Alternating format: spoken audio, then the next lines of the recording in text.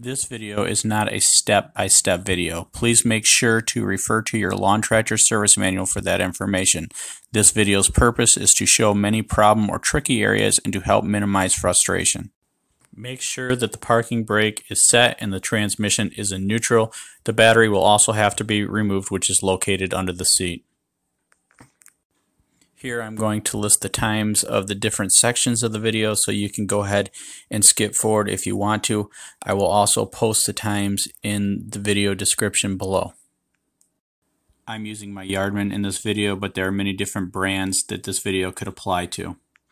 Here is my Yardman with a 46-inch deck. I'm going to be replacing 3 of the belts on it. Here's where you find the sticker that has the belts listed. And it also has your air filter and your spark plug and your fuel filter, all the original numbers that you can go on the internet with those numbers and look them up and see if they still exist, or cross-reference and find out what the new number is. Okay, I wrote all those numbers down on my operator's manual. It's important to know that there are 2 belts for the transmission that are 5/8 inch, and there are 2 belts for the mowing deck that are 1/2 inch each. I also wrote down not only the size of the belt but the length of the belt. I was able to get a belt that had the correct number on it, but the other 2 belts were from different manufacturers, and I needed to know the length. So it's important that when you look up your belt numbers online, you also look up the lengths and widths of the belts. In case you cannot find the exact part number, you can always buy a belt that is the same size or close. The first belts that I'm going to replace are the transmission belts. Here is the belt for the pulleys. You have to remove the pulley belt prior to the putting on or taking off the transmission belt because it'll be in the way. This requires a short socket on this pulley. You cannot get away with a long socket. There's not enough space because of that bar. It's best if you just loosen that nut enough to get it off and don't try and run it all the way off. You can strip the top of the threads because that bar will hold the socket from coming all the way off. There is a star pattern on the pulley and the base that needs to be lined up carefully before you tighten the nut back up. So here is my diagram of what I did. This is my PTO right here. Down here represents the transmission pulleys. The belt for the drive goes down and around the back transmission drive pulley, and it operates the other pulleys, that pulley there, and it's got spring tension right there. That's how the tension on the belt's adjusted there. The next part of the video, I'm going to show you how I replace that belt right there. And but the important thing is this belt here, that star drive has to be lined up with the base plate. You got to be very cautious about that before you tighten it down. This belt here also has a tensioner spring. I'm going to show you how it runs.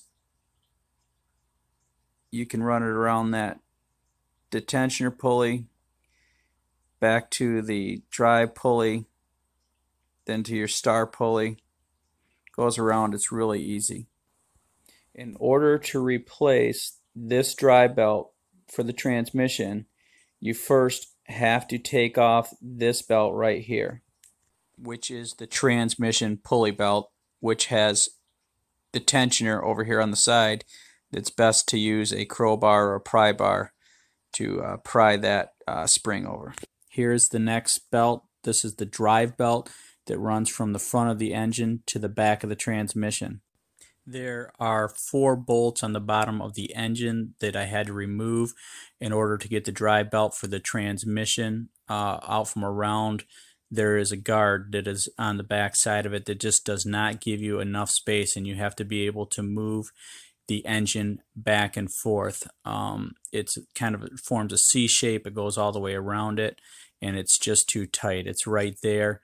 It just does not give you enough space. You'll also have to remove, there's a couple of star bolts that are on the exhaust, and you'll have to take them out.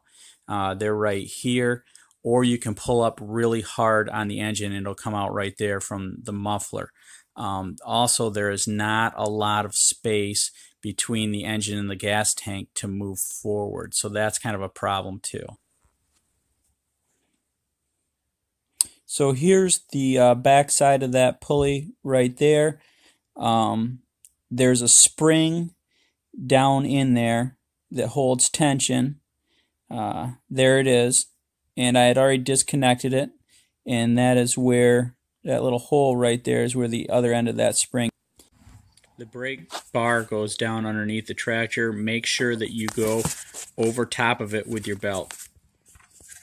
Here's my final belt. It is the belt that runs from the front of the engine to the upper part of the mower deck. One suggestion on that would be make sure that the lever for the PTO for your blades is set to the off position. That'll give you a lot more slack, and you won't have to really worry about the spring tensioner when you're underneath the mower deck. Here is the removable retainer clip that is on this idler pulley. It's really the only thing that needs to be loosened up to get this belt on, and I just loosen it up enough that I can get the belt past it. Now I am going to flip over here to the other side of the lawnmower just to give you an idea of how this belt is run. Right there's a PTO. There's my two idler pulleys. This other pulley right back here has a cover over it that you have to take off. And you got to make sure that the belt gets on the inside of that guide post right there. That's probably about the most complicated part of it, is make sure it's all run right. And so here's me checking my work. I'm going to pull the PTO lever down here, and I'll show you what that looks like from underneath the deck. You pull that, and you're going to see that that tightens right up, and once these belts were on, they ran great. So here is my final diagram. I got my PTO, and I got my guide post here. Here's my idler pulley. Here's my other idler pulley. And then here's my drive pulley. This is all the bottom three are part of the deck. If you come over here, I got a spring tensioner over there. And then I've got the removable retainer clip for the pulleys. And then there are belt retainers that are solid. The belts will slide past them. It's kind of a pain, but they won't slide past that retainer clip. And here I'm going to show you how I actually ran that belt. You start up front with PTO. You want to run it back. You got to make sure that you missed that guide post that's there. Go around the back side. You've got to tuck that belt between that solid belt retainer. That's kind of tough to do. You go around the drive pulley belt for the deck. You head back over to the other idler pulley with the removable retainer clip on it. But first you got to get past the solid retainer for the belt. Tuck it under that clip. You really don't have to worry too much about the spring tension at that point because of the PTO if it's off. And that's my diagram of how that belt is run. So to wrap things up, I ended up putting the 4 bolts back into the bottom of the engine to secure it, and push the muffler pipe back into the muffler, and then I took the spring from the tensioner for the transmission drive belt and reattached it. And then the final thing I did is I put the belt on for the transmission pulleys. Well, I hope this was helpful for some of you, And I think my big tip would be to make sure that you look under the hood and figure out the right belts to start off with. That, for me in the past, has probably been the biggest source of frustration.